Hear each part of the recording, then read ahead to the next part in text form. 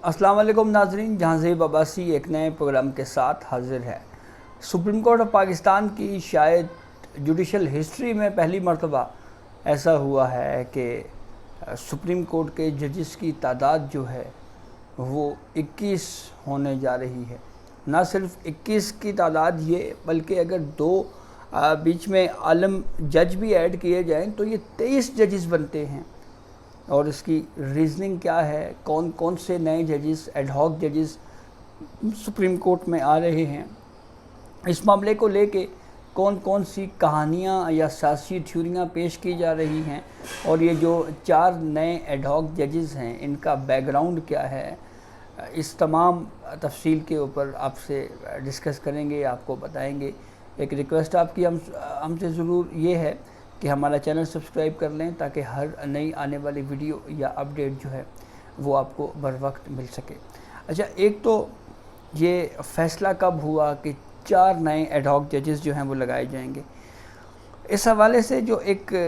Notification या एक document circulate कर रहा है वो है 12 जुलाई का।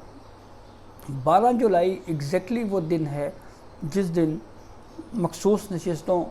के हवाले से फ़ैसला जो है वो सुप्रीम कोर्ट ऑफ पाकिस्तान ने जारी किया है। अच्छा, अब ये 4 नए एडहॉक जजेस लगाने की ज़रूरत क्यों पेश आई, इसकी वजूहात जो है वो 2 बताई गई हैं। एक वजह ये बताई गई है कि जो पेंडिंग केसेस हैं उनके जो अदाद व शुमार हैं वो उसका जायज़ा लिया गया, और ये बात अयां हुई कि अदलिया की कोशिशों के बावजूद जो पेंडिंग केसेस हैं उनकी तादाद में कमी नहीं हो रही, और जो ज़ेरे समाअत मुकदमात की तादाद है और जो केसेस दायर होने की तादाद है उसका और पेंडिंग केसेस का जायज़ा लिया गया, और इस नतीजे के ऊपर पहुंचा गया कि ये केसेस जो हैं ये उस वक्त तक इनको ज़ेरे अल्तवा केसेस को कम किया जा सकता है। उसकी हल ये निकाला गया कि कोई ऐसे एक्सपीरियंस्ड या तजर्बेकार और अच्छे जजेस जो हैं वो एडहॉक जजेस सुप्रीम कोर्ट में तैनात किए जाएं, जिनके ज़रिए से जो है वो इस मामले के ऊपर जो है वो पेंडिंग केसेस की तादाद जो है वो कम की जा सके। और इसके लिए ये फिर इधर उधर देखा गया, जायज़ा लिया गया, तो बताया ये गया जी कि खुशकिस्मती के साथ 3 साल के अंदर अंदर रिटायर होने वाले जजेस जो हैं वो 4 इस वक्त मौजूद हैं जो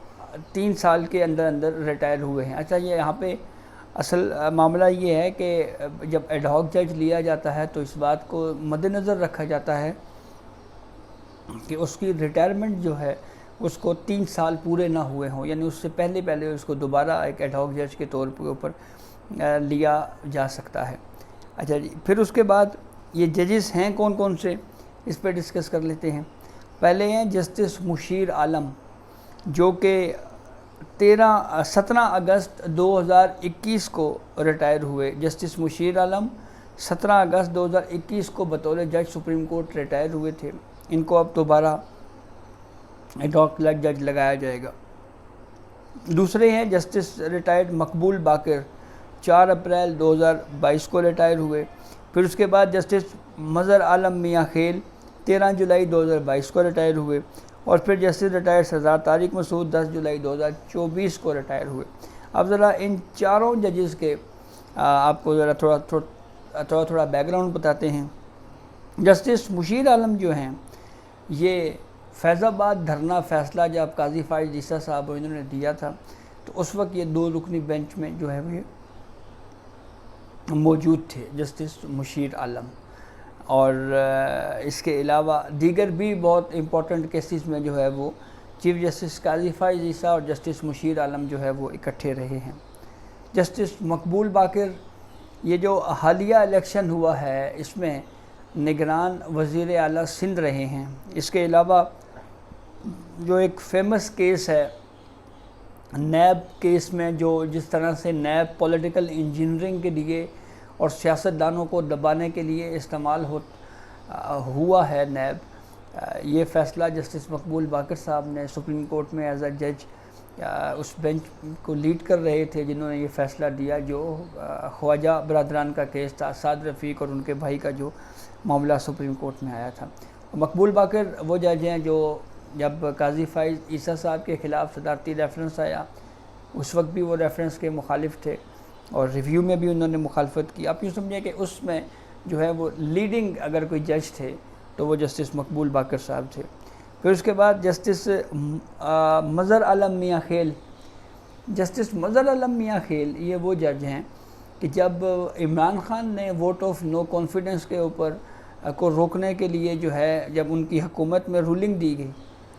تو اس وقت وہ رولنگ سپریم کورٹ میں چیلنج ہو گئی۔ مختصر یہ کہ اس رولنگ کو جب غیر آئینی قرار دیا گیا تو اس بینچ میں جو 5 ججز تھے ان 5 ججز میں سے ایک جج تھے جسٹس مظہر عالم میاں خیل، جنہوں نے اپنے ایڈیشنل نوٹ میں لکھا تھا کہ عمران خان، عارف علوی اس وقت کے صدر مملکت اور اس وقت کے ڈپٹی اسپیکر قومی اسمبلی قاسم سوری نے آئین شکنی کی ہے، ان کے اوپر آرٹیکل 6 کا مقدمہ چلایا جائے۔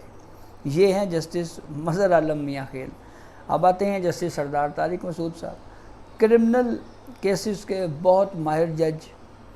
اور یہ بھی ہمیشہ جو ہے وہ چیف جسٹس قاضی فائز عیسیٰ کے ساتھ انہوں نے بہت سارے کیسز جو میں نے دیکھے ہیں جس میں انہوں نے اتفاق کیا، جیسے جو فوجی عدالتوں کا معاملہ پہلی سٹیج پہ جب عمر عطا بندیال نے ایک بڑا بینچ بنایا، اس میں قاضی فائز عیسیٰ صاحب نے کہا کہ جب تک پریکٹس اینڈ پروسیجر قانون ڈیسائیڈ نہیں ہوگا میں ان کیسز میں نہیں بیٹھ سکتا، وہ بینچ سے الگ ہوئے۔ سردار طارق مسعود صاحب بھی اس پرنسپل سٹینڈ پہ قاضی فائز عیسیٰ صاحب کے ساتھ رہے۔ پھر اس کے بعد دیگر جتنے بھی کیسز رہے، یہ جو حال ہی میں آپ کو یاد ہوگا کہ جو آر او کا معاملہ تھا کہ آر اوز بیوروکریسی سے لیے جائیں یا عدلیہ سے لیے جائیں، لاہور ہائی کورٹ نے اس کے اوپر اسٹے دے دیا،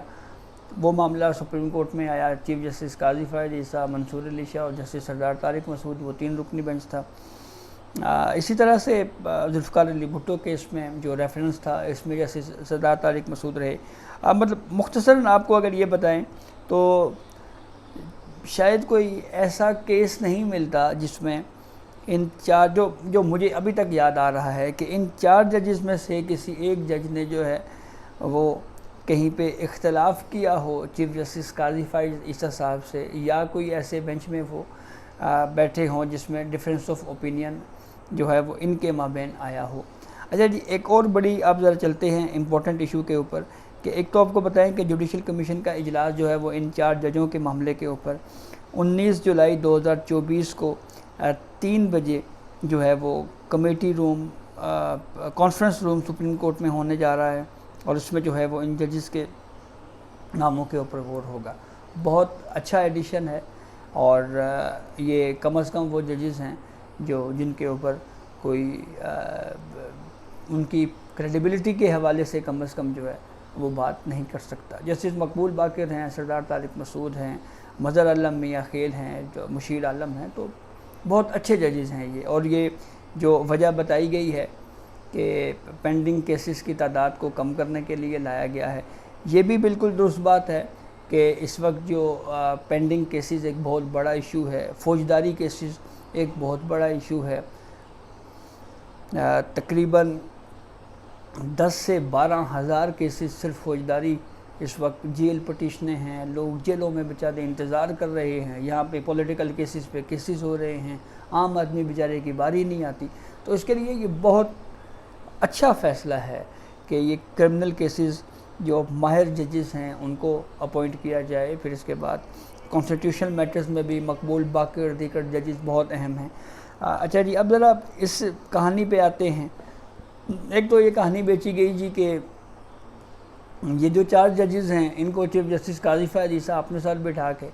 اور جو مخصوص نشستوں والا ریویو ہے وہ سن لیں گے۔ ایک تو آپ کو بتاؤں جی کہ یہ وہ بات ہے جس کے نہ سر ہے نہ پیر ہے۔ اس کی وجہ یہ ہے کہ ریویو جو ہے وہی بینچ سنتا ہے جس نے پہلے وہ کیس سنا ہوا ہو، نمبر 1۔ نمبر 2، ایک کیس تھا تلور کے شکار کے حوالے سے، اس میں ریویو میں بڑا بینچ بنا دیا گیا تھا، تو اس پہ چیف جسٹس قاضی جو اس وقت موجودہ چیف جسٹس آف پاکستان قاضی فائز عیسیٰ صاحب ہے، انہوں نے اس کو اس وقت ڈیسنٹ کیا تھا، اختلاف لکھا تھا۔ ایک تو یہ بات بالکل کلیئر ہوگی۔ دوسری بات، اس میں یہ کہا جا رہا ہے کہ جی اور کوئی پتہ نہیں کون سے کیسز ہیں، تو ابھی فی الحال کوئی اس طرح کا کیس نہیں ہے۔ ہاں ایک کیس ضرور آیا ہے، وہ جو ابھی فیڈرل گورنمنٹ نے یہ طے کیا ہے کہ پاکستان تحریک انصاف کے اوپر جو ہے وہ کوئی پابندی لگانے کے حوالے سے تیاری ہو رہی ہے، منظوری ہوگی، پھر وہ ریفرنس آئے گا سپریم کورٹ میں۔ تو اگر یہ سپریم کورٹ میں ریفرنس آتا ہے تو اس میں اب دیکھنا یہ ہے کہ 5 رکنی بینچ تشکیل دیا جاتا ہے، 7 رکنی تشکیل دیا جاتا ہے۔ تو ویسے بھی یہ جو ایڈ ہاک ججز ہیں، ان کی power as a supreme court جج کے طور کے اوپر ہی ہوتی ہے، اور یہ کوئی انوکھا واقعہ نہیں ہے پاکستان کی جوڈیشل ہسٹری میں۔ ماضی میں ججز ایڈ ہاک ججز رہے ہیں، خلجی عارف حسین ایڈ ہاک جج رہے، خلیل الرحمان رمدے ایڈ ہاک جج رہے، تو یہ کوئی نئی بات نہیں ہے۔ تو اگر